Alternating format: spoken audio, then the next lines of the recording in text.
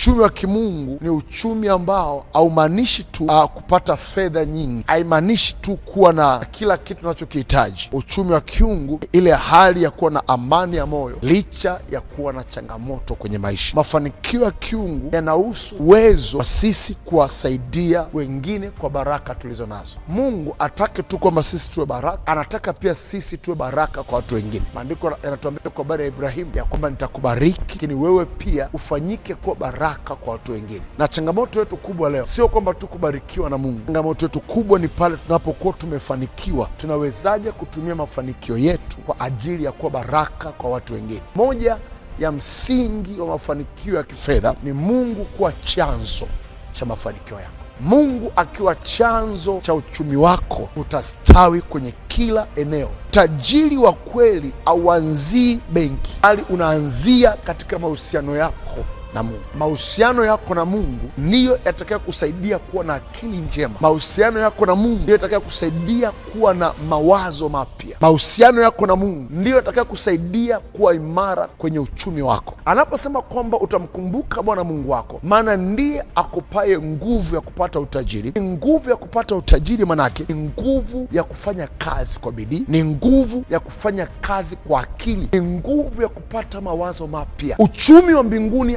hautegemei nani anakupenda au nani hakupendi. Uchumi wa mbinguni hautegemei kwamba umeibiwa. Uchumi wa mbinguni unategemea kanuni, na hizo kanuni ni kanuni za kiroho zenye uwezo juu ya chochote kile.